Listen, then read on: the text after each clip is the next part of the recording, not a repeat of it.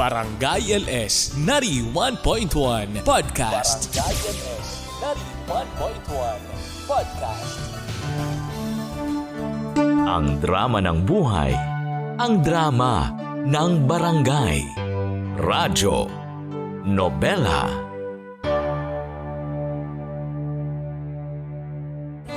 Si Mama Ganda sa Radyo Nobela.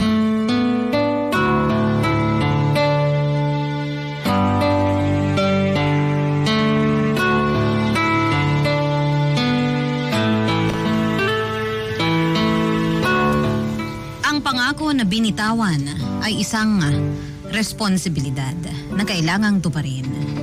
At hindi pwede na basta na lamang kalimutan, lalo na kung natupad ang matagal mo ng pinagdarasal.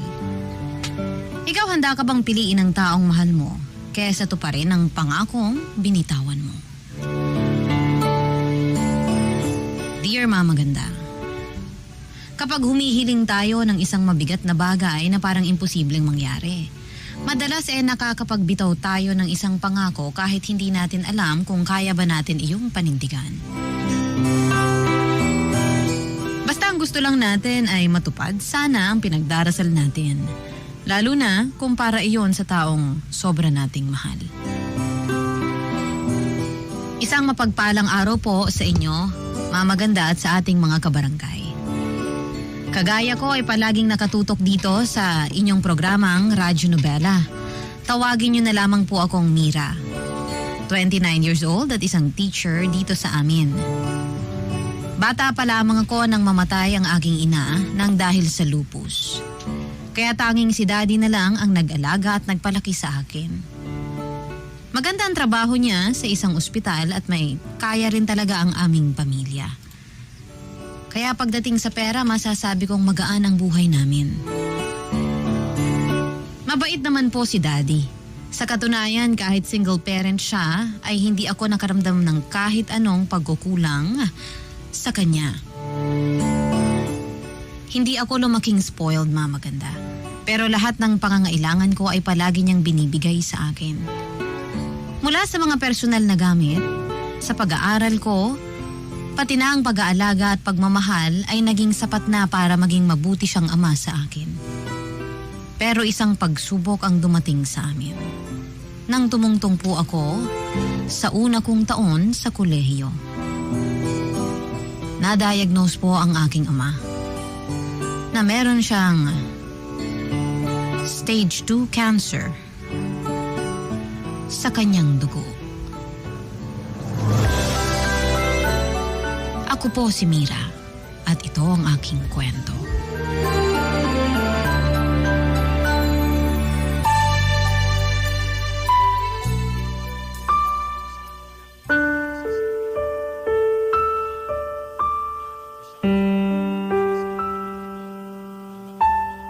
Sabi na nga ba, dito kita sa chapel makikita, Mira? Kumain ka na ba sa kantin kanina? Hindi pa, kasi busog pa naman ako. Ha? Paano ka mabubusog? Nakita ko na hindi mo ginalawang pagkain na dinala ni Mommy kagabi. Sumilip kasi ako sa kwarto kung saan nakakonfine ang daddy mo. At nakasupot pa rin dun yung mga pagkain. Wala kasi akong ganang kumain kagabi. Nagkape naman na ako kanina. Hindi ka pwedeng palaging ganyan. Mas kailangan mo magpalakas ngayon para kay Tito. Yun naman ang ginagawa ko, Janine. Paanong yun ang ginagawa mo? Madalas kang hindi kumakain. Mira, di ba ang sabi ng doktor medyo okay naman na raw ang resulta ng chemotherapy ni Tito? At sa ngayon, kailangan lang talaga natin na magdasal at maghintay na tuluyan siyang gumaling. Pero paano nga kung hindi na gumaling si Daddy? Paano na ako? Ayokong maging ulila ng lubusan, Janine. Ayokong mawala si Daddy. Hindi mawawala ang daddy mo. Mabait na tao siya eh. Yun na nga ang palagi kong tinatanong kapag nagdarasal ako kay Lord. Bakit kailangan na si Daddy pa ang maghirap ng ganito? Naging mabuti siyang daddy sa akin. Naging mabuti siyang kapatid sa mami mo. At sigurado ako na naging mabuti rin siya sa ibang tao. Pero bakit parang siya lang ang binabagsakan ng mga problema dito sa mundo? Huwag mo nga sabihin yan. Maraming tao sa mundo ang may iba't ibang problema na pinagdaraanan. Kaya dapat hindi ka nag-iisip ng ganyan. Ewan ko ba? Ang hirap talagang manalig kay Lord sa mga ganitong klase ng pagkakataon. Alam naman niya na si Daddy na lang ang meron ako. Pero parang balak pa niyang kunin si Daddy sa akin.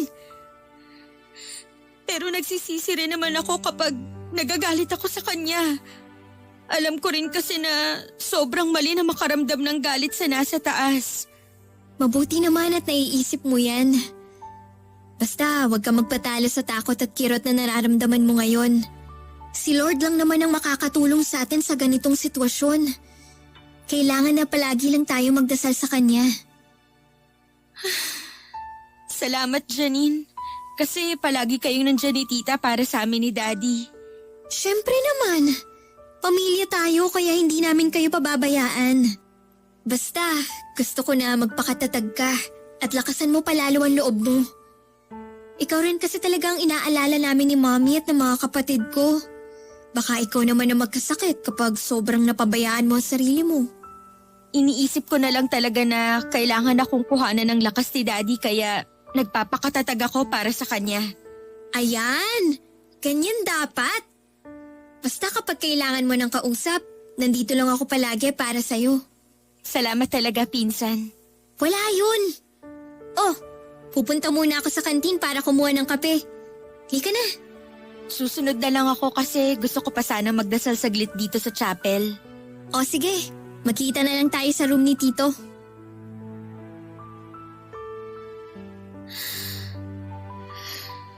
Lord, parang awa niyo na po.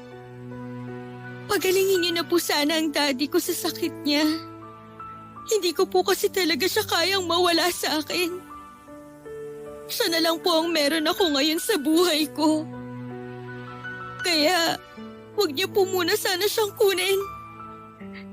Sobrang mahal na mahal ko po si Daddy. At hindi ko na po alam kung anong mangyayari sa akin kapag nawala pa siya.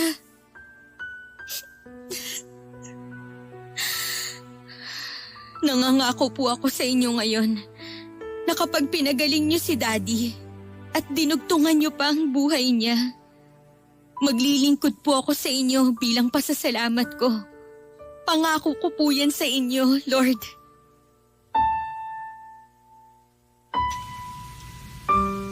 Kapatid ni Daddy ang mami ni Janine. Bukod sa kanila ay may iba pang kapatid at pinsan si Daddy na nasa ibang bansa. Tumutulong sa mga gastusin namin sa ospital. Kaya hindi namin masyadong problema ang hospital bill. Ang pinsan at kababata kong si Janine ang palagi rin talagang nasa tabi ko ng mga oras na yon. Ng mga oras na sobrang nanghihina na ang aking kalooban. Parang kapatid na ang turingan namin sa isa't isa. At palagi niyang pinapaalala sa akin na kailangan kong magpakatatag para kay Daddy. Na hindi ako pwedeng manghina dahil ako naman ang magbibigay ng lakas ng loob kay Daddy para lumaban siya sa buhay. Mahigit 1 taon na nakikipaglaban si Daddy sa kanyang sakit. At sa awa ng Diyos ay tuluyan na siyang naging isang cancer survivor. Sobrang laki ng pasasalamat ko noon, lalo na sa mga taong tumulong sa amin. At syempre araw-araw po talaga akong nakikipag-usap sa Panginoon. Dahil pinagbigyan niya ang aking kahilingan na madugtungan ang buhay ng aking ama.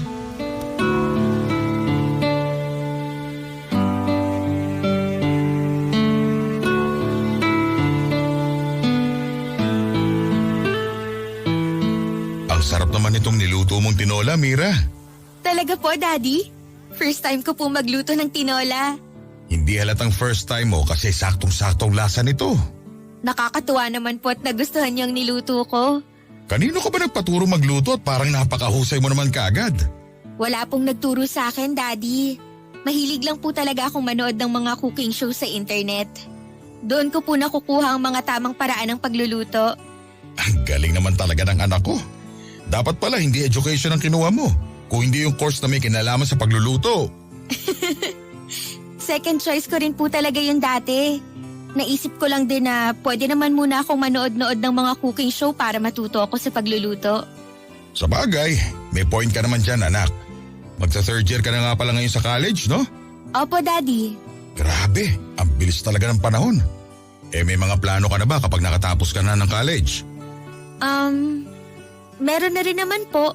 Mabuti yung ganyan na maaga ka nagpaplano para sa future mo. Kasi ngayon pa lang, malinaw mo na nakikita ang sarili mo na may maayos na buhay sa inaharap. Saan mo balak mag-apply o magturo kapag nakapasa ka na sa board exam? Ang totoo po, plano ko po sanang hindi muna mag-take ng board exam, Daddy. Ha? Bakit naman? Balak mo ba muna magbakasyon pagkatapos mo mag-aral? Hindi rin po, Daddy. May ibang plano po ako pagkatapos kong mag-aral sa college. Anong plano naman yan, anak? Parang hindi ko yata nababasang nasa isip mo ngayon ah. Daddy, gusto ko po kasi sanang pumasok sa kumbento pagkatapos kong mag-aral. Ha? Tama bang narinig ko? Papasok ka ng kumbento pagka-graduate mo? Opo, tama po ang narinig niyo. Pero bakit? Si Daddy talaga nagtatanong pa. Isa lang naman po ang madalas sa dahilan kung bakit gustong pumasok ng babae sa kumbento. Kasi gusto niya pong magmadre. At yun din po sana ang gusto ko para sa sarili ko. Sigurado ka ba talaga dyan sa mga sinasabi mo, Mira? Opo, sigurado na po ako. Matagal ko na rin po talagang pinag-isipan to. Buo na po ang loob ko na maging isang madre. Daddy, bakit po? Nagagalit po ba kayo dahil sa desisyon ko na to? Hindi naman sa ganun, anak. Nagulat lang talaga ako kasi ni minsan, hindi pumasok sa isip ko na magkakaroon ako ng isang anak na madre. Pasensya na po kung hindi ko kaagad nasabi sa inyo ang tungkol dito sa plano ko. Wala kang dapat na ihingi ng pasensya sa akin. Pero Mira, pwede bang pag-isipan mo pa rin ng mabuti to? Hindi kasi biro ang pagpasok sa kumbento. Isa yung panghabang buhay na tungkulin. Hindi kita pipigilan sa mga plano mong gawin sa buhay. Ang gusto ko lang, pag-isipan mo pa rin ng mabuti ang mga gagawin mo bago ka magdesisyon.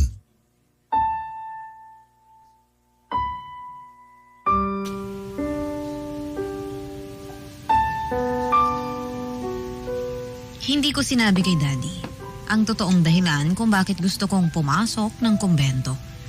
Kasi ayokong mag-guilty siya ng dahil sa akin.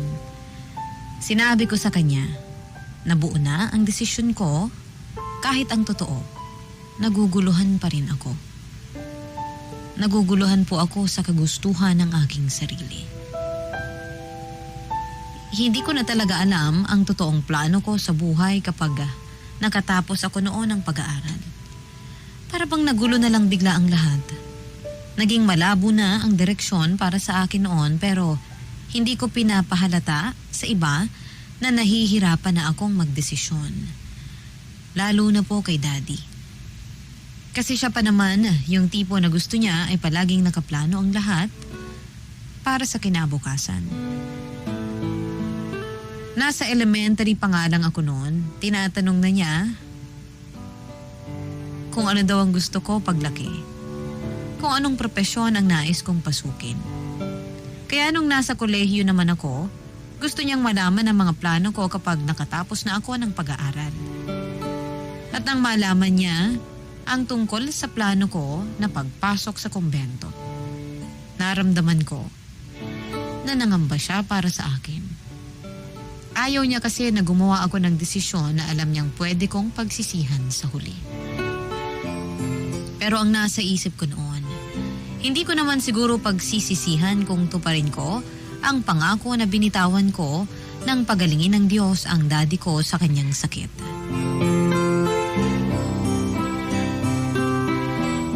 Ito po ang ipinangako ko sa Diyos. Na maglilingkod ako sa Kanya. Oras na mawala ang sakit ng aking daddy. Barangay LS 91.1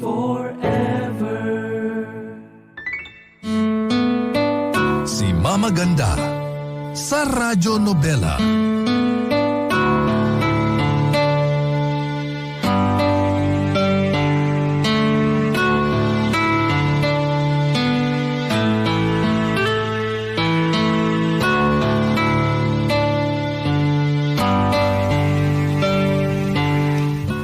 Siguro, mamaganda, naramdaman ng Diyos na nagsisimula na akong maguluhan sa mga plano ko sa buhay. Kaya naman gumawa na siya ng paraan para kahit paano ay tulungan ako na magdesisyon matapos ang semester namin sa third year nang magkaroon ako ng mga kakaibang panaginip. Mga panaginip dahil ilang beses iyong nangyari sa akin. Nasa isang napakaliwanag raw ako na lugar at wala akong ibang makita kung hindi puro puti lang. At sa isang sulok ng lugar na yon ay may tumatawag sa pangalan ko. Pero hindi ko nakikita kung nasaan talaga siya o kung sino man siya. Hanggang sa magising na lang ako sa malakas nakabog ng aking dibdib. Pawisan ang mukha ko kahit hindi naman mainit ang loob ng kwarto. Wala rin namang malinaw na mensahe ang mga panaginip ko na yun. Pero para sa akin, isa itong senyales na kailangan kong tuparin ang pinangako ko noon sa Puong May Kapal.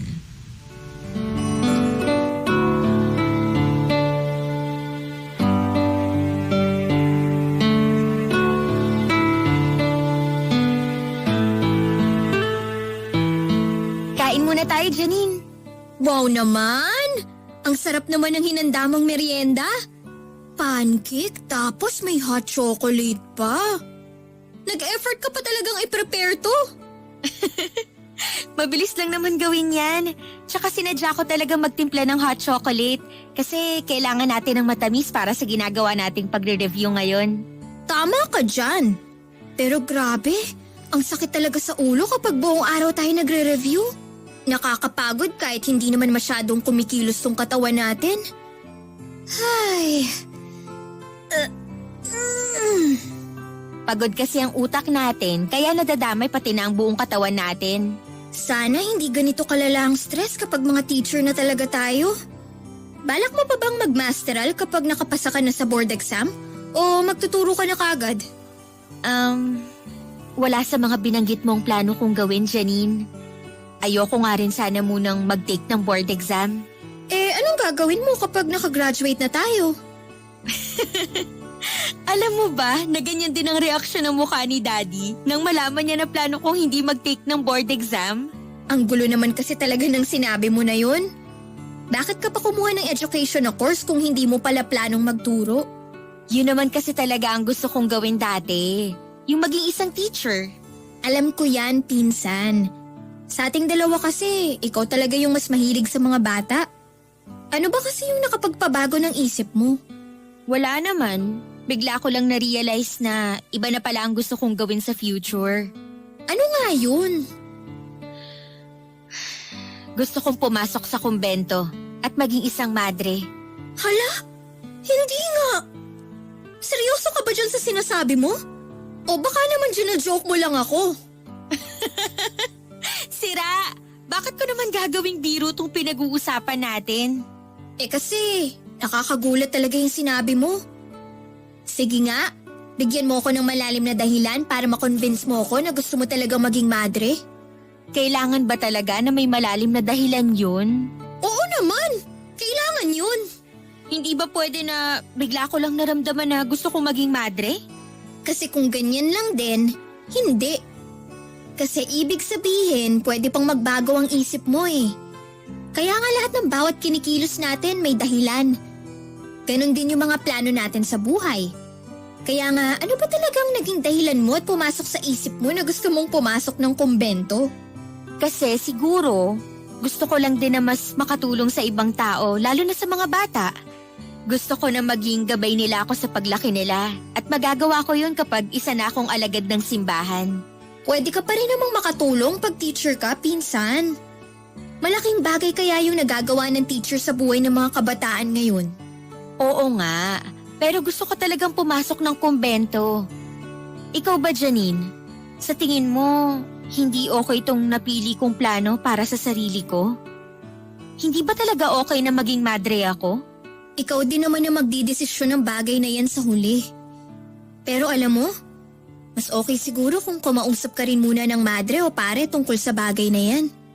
Kasi kapag natuloy ka sa pagmamadre mo, Sila na yung makakasama mo ng mas matagal. Tsaka 'di ba, mahirap talikuran ng ganyan tungkulin. Kaya kung ako sa'yo, pag-isipan mo pa rin ang mabuti.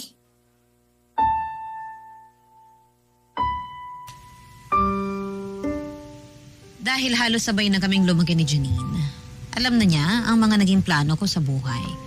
Kasama na nga doon yung pangarap ko na maging teacher kagaya ni Mommy. Dahil mahilig din talaga ako sa mga bata. Gustong gusto ko na inaalagaan sila. Kaya nga first choice ko talaga ang pagtuturo. Batchmate kami mula sa elementary at high school ni Janine. Tapos pareho pa kami ng kurso na kinuha nung nag-college kami. Hindi siya mahilig sa mga bata pero gusto niya ng maayos na trabaho na may magandang benepisyo mula sa gobyerno. Iyon ang dahilan kung bakit nag-education siya. Magkaiba man kami ng dahilan sa aming pinag-aralan na kurso. Pareho naman kami ng gustong propesyon. Hindi ko rin sinabi kay Janine noon ang unang dahilan kung bakit gusto kong pumasok sa kumbento at magmadre. Ayoko rin kasing makarinig ng mga negatibong bagay na pwedeng maging dahilan para mas lalo lang akong maguluhan. Lalo na at mas napapadala sa mga kakaibang panaginip ko. Hanggang sa may oras na rin noon na nakikita ko ang sarili ko na nasa isa ng ganap na madre sa aking panaginip. Nang magsimula ang 4th year at pagiging practice teacher namin sa isang school ay nabawasan ng mga oras ng aking panaginip. Nabawasan po ang pagkakataon na ako ay nakakapanaginip.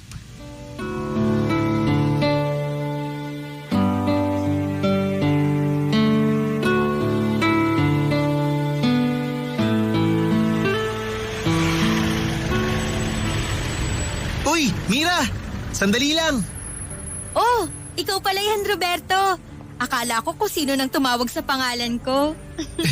Sorry, napalakas yata yung boses ko. Tsaka, wag mo na akong tinatawag na Roberto. Obet na lang, kasi nakakatanda masyado yung first name ko eh. Okay, sige. Sabay na tayo maglakad papunta dun sa may sakayan ng tricycle. Para naman hindi ako masyado mainip. Kasi medyo mahaba-habang lakaran din papunta ron. Mabuti nga't hindi mainit ngayon. Kaya okay lang na maglakad kahit paano. Mapuno kasi sa lugar na to kaya medyo presko ang hangin. Sa ibang school nga pala na-assign yung pinsan mong si Janine, no? Oo, sayang nga eh. Kala ko makakasama ko siya dito. Huwag kang mag-alala, maingay din naman ako kagaya ng pinsan mo na yon. Kaya hindi ka maiinip sa pagtuturo mo dito sa school. Sira ka talaga. Kumusta nga pala yung unang araw ng pagtuturo mo? Okay naman, kasi mukhang mababait naman ang mga estudyante ko ng ilang buwan. Ikaw ba? Kamusta din ang first day ng pagiging isang practice teacher mo? Maayos din naman. Kahit medyo naging madrama ang unang araw namin na magkakasama sa klase kanina. Paanong madrama? Kasi pagkatapos magpakilala ng mga bata sa classroom kanina, nagkakwentuhan kami tungkol sa mga buhay nila. May isang bata doon na medyo malungkot ang buhay. Nakwento niya na nasunog ang bahay nila 3 years ago. Namatay sa sunog yung mga magulang niya at 2 kapatid. Tapos ngayon, lola na lang niya nag-aalaga sa kanya. Nung tanungin ko siya kung ano ba ang pangarap niya sa buhay, bigla na lang siyang umiyak. Hala, bakit? Kasi yung pangarap niya, imposible na raw mangyari. Ang pangarap daw niya, makasama yung mga magulang niya at mga kapatid. Ay, nakakaawa. Grabe, nakakalungkot nga yung sinabi niya na yun. Alam mo, pinigil ko yung mga luha ko kanina na tumulo. Ewan ko ba? Hindi naman talaga mababaw ang luha ko pero ang bigat lang talaga ng kwento niya. Kahit naman siguro ako, maiiyak din kapag narinig ko yun sa estudyante ko. Ang sabi ko nga sa kanya kanina, habang nasa school ako, pwede niya ako ituring na kuya niya para may pamilya pa rin siya kahit papano. Ipakilala mo rin siya sa akin para masabi ko sa kanya na pwede niya naman akong maging ate niya. Magandang idea yan, Mira. Alam mo nung kausap ko yung estudyante na yon, naisip ko na ang laki pala talaga ng papel nating mga teacher sa buhay nila, no? Kasi hindi lang pagtuturo ng mga lesson ang pwede nating magawa para sa kanila. pwede rin nating iparamdam sa kanila kung paano magkaroon ng isang pamilya.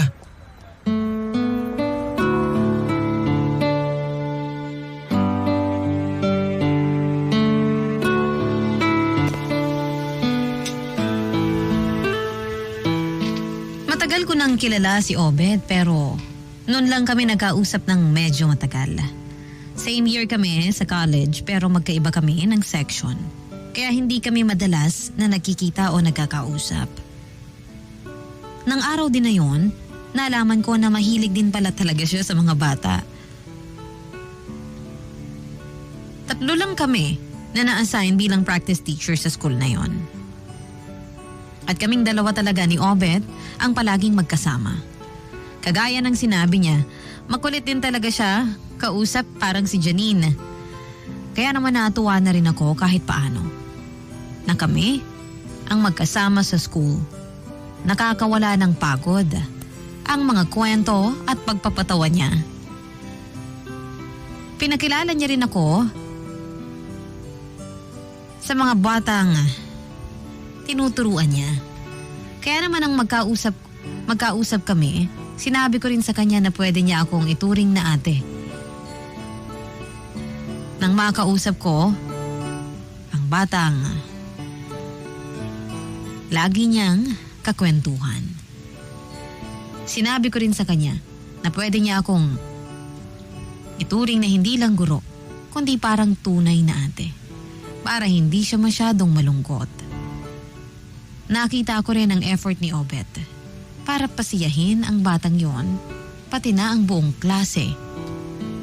Kung saan ay pinapractice niya ang pagiging guro.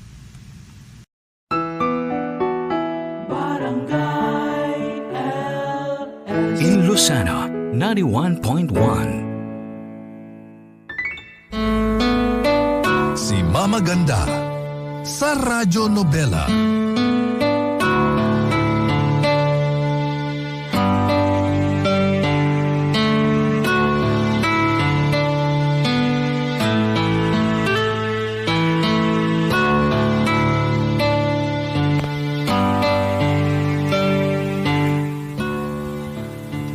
Dahil 3 na lamang po kami na magkaka-schoolmate na practice teacher sa school na yon, ay naging malapit na rin po kami sa isa't isa. Lalo na nga kami ni Obed. Kapag pumupunta siya sa klase ko, pati ang mga estudyante doon ay napapasaya niya. Para kasi siyang walking clown na bawat lugar na puntahan niya, gusto niya na masaya ang mga tao. Ang sabi niya sa akin noon, gusto niya lang daw talagang pagaanin ang loob ng mga batang nakikilala niya. Kahit raw kasi bata pa ang mga estudyante namin. Alam niya na may problema na rin ang mga ito. May kanya-kanyang isipin ang mga bata.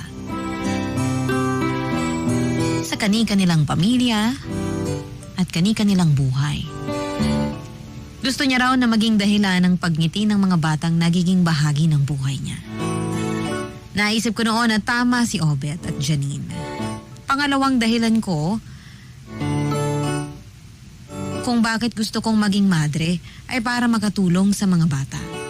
Pero bilang guro, malaki na ang maitutulong ko lalo na sa paggabay sa kanila habang mga bata pa kung itutuloy ko ang propesyon na ito. Kaya naman habang tumatagal noon, mas lalo po akong naguguluhan sa kung ano nga ba talaga ang dapat kong tahaking direksyon sa aking buhay.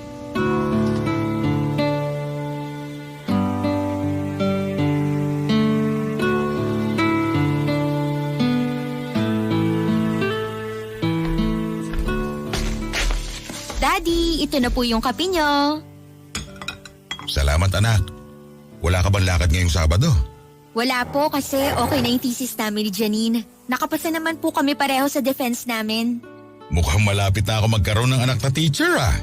Huwag po sanang mausog yan kasi may ilang bagay pa po kaming kailangan na asikasuhin bago makagraduate. Sigurado naman ako nasisiw na sa inyo yan, lalo na sa'yo. Manang-mana ka kaya sa mami mo?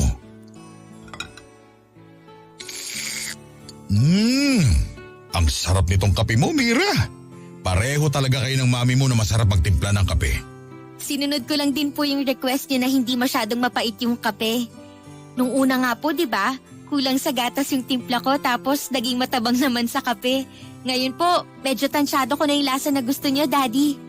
Hindi ka lang pala sa pagluluto mahusay, pati na rin sa pagtitimpla ng kape. Hindi naman po masyado. Daddy, may tanong po ako. O sige, ano yun? Mabait po bang teacher si Mommy nung nagtuturo pa siya sa high school? Bakit po kayo natawa sa tanong ko?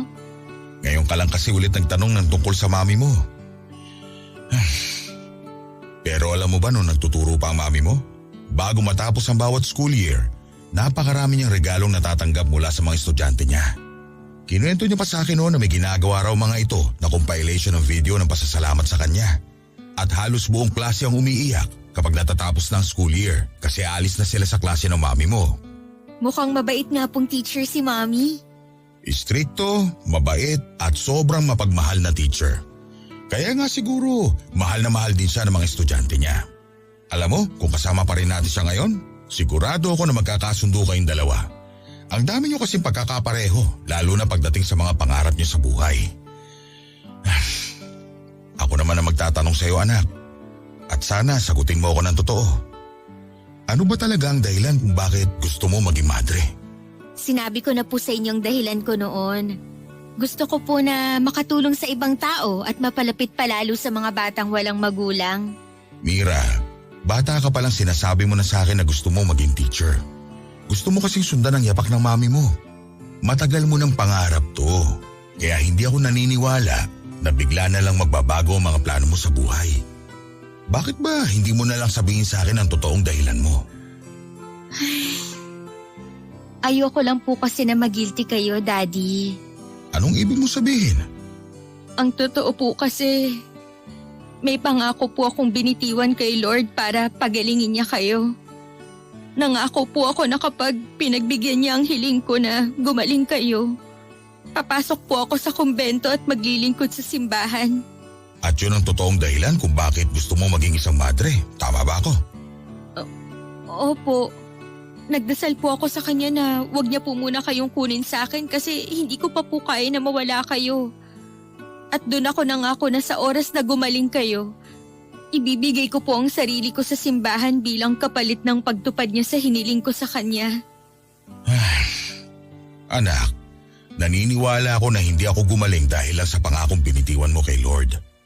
Siguro hindi ko pa lang talaga oras kasi alam niya na hindi mo pa kaya mag-isa. Kaya hindi pa niya ako kinuha kasi kailangan mo pa ako sa tabi mo. Pero ayoko pong hindi to pa rin yung pangako ko sa kanya. Pinagaling niya kayo, kaya dapat na ako naman ang magbigay ng kapalit para sa pagtupad niya sa kahilingan ko noon. Sa tingin mo ba, matutuwa si Lord kung sakali na ibigay mo sarili mo sa simbahan ng labag sa kalooban mo? Hindi rin, Mira. Dahil alam ko na mas matutuwa siya kung susundin mo kung ano talaga ang gusto mong gawin at kung ano ang nandyan sa puso mo. Huwag kang mag-guilty ng dahil sa akin, anak. Kapag oras na ng isang tao, oras na niya. Pero ako, hindi pa tapos ang misyon ko sa mundong ito bilang daddy mo. At yun ang pinaniniwalaan kong dahilan kung bakit hindi niya pa ako kinuha mula sa tabi mo.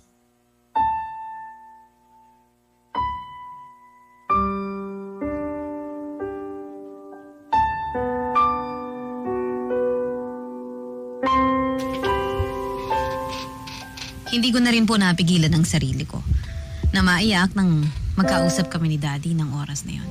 Kasi unang beses ko yon na masabi sa isang tao ang tungkol sa pangakong binitawan ko sa Diyos.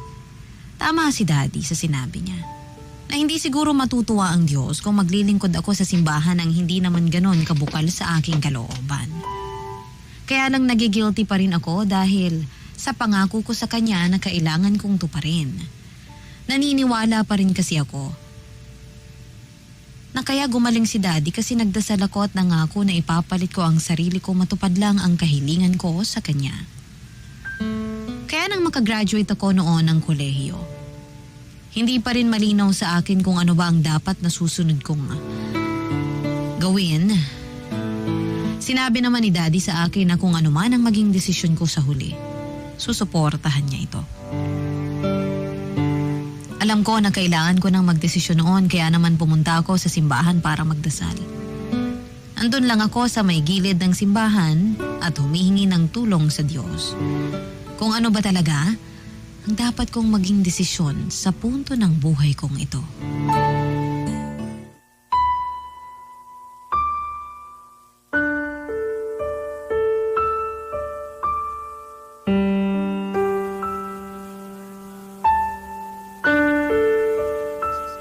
Lord, siguro po nagsasawa na kayo na marinig ang boses ko. Pero naguguluhan na po kasi talaga ako sa dapat kong gawin. Kaya gusto ko po sana na humiling ng sign sa inyo kung ano na po ang dapat kong maging desisyon. Sana po bigyan niyo ako ng sign o sagot kung ano ang dapat kong piliin. Gusto ko na rin po kasi na makapagsimula ulit. Gusto ko po na makita ang sarili ko sa kung ano talaga ang daan na dapat kong tahakin. Hihintayin ko po ang sagot at sign niyo, Lord. Maraming salamat po. Amen.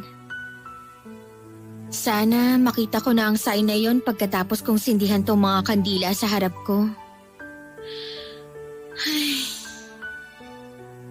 Hi Mira! Oh, Beth? Kumusta ka? Ayos lang, ikaw, kumusta?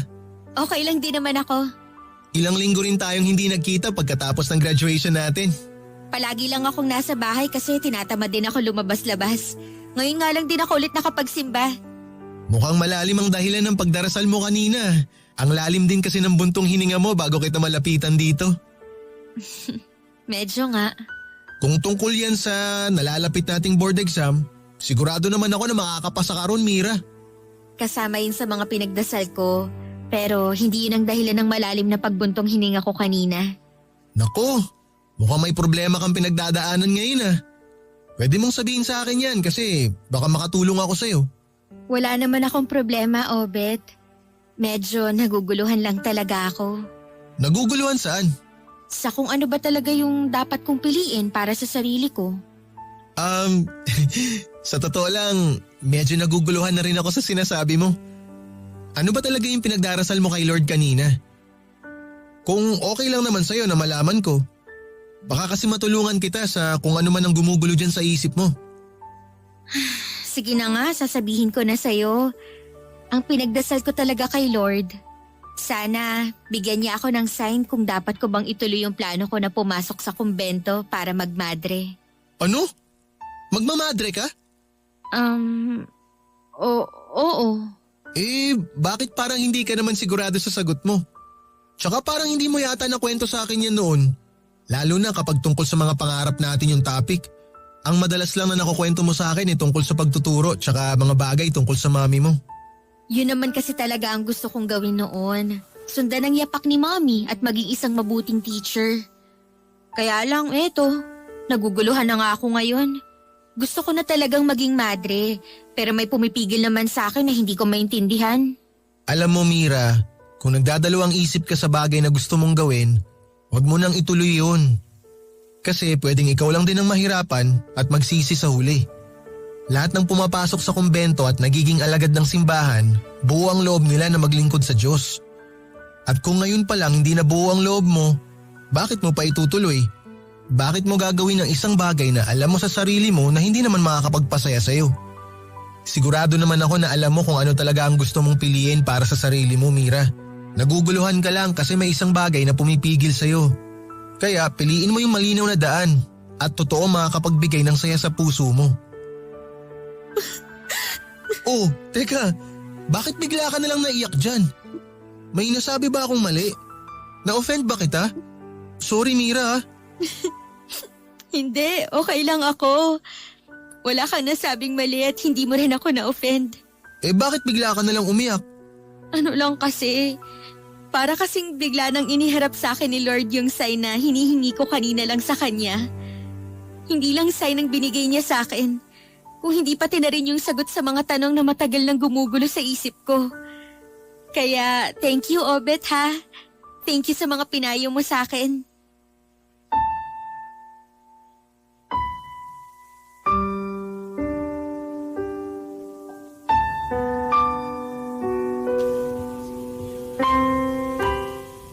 Doon ko lang napatunayan na nakikinig nga pala talaga ang Diyos sa mga dasal nating mga tao.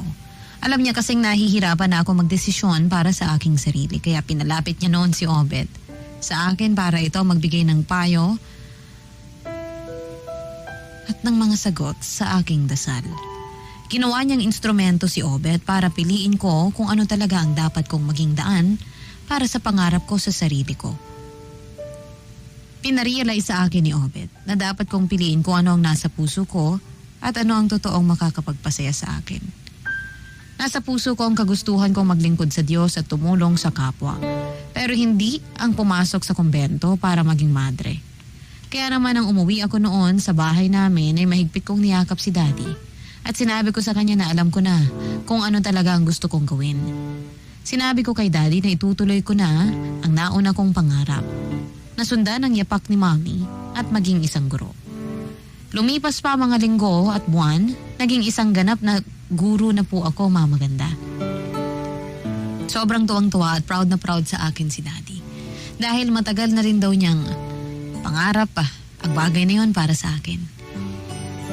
Hindi niya lang daw sinasabi kasi ayaw niyang mapangunahan niya ako o ma-pressure ako.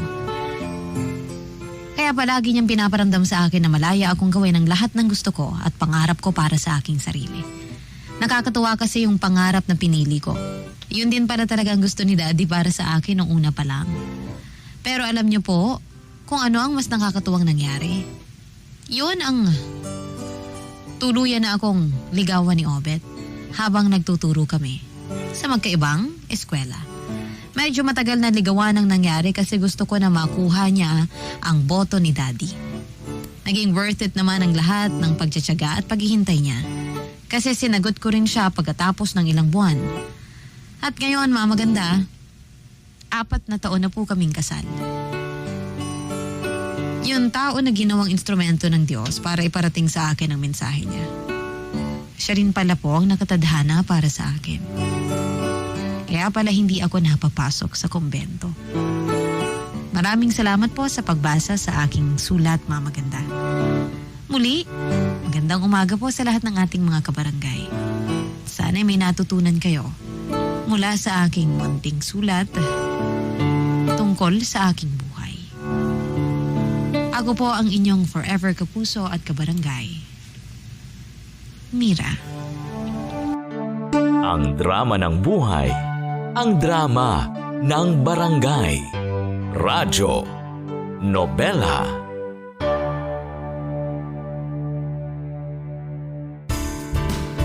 Hello mga kabarangay! Nagustuhan mo ba ang itinampok na kwento natin ngayon? Huwag kakalimutan na i-follow ang Barangay LS 91.1 Podcast at ang iba pa naming social media accounts. Huwag din kakalimutan ang pakikinig sa Barangay LS 91.1 Forever!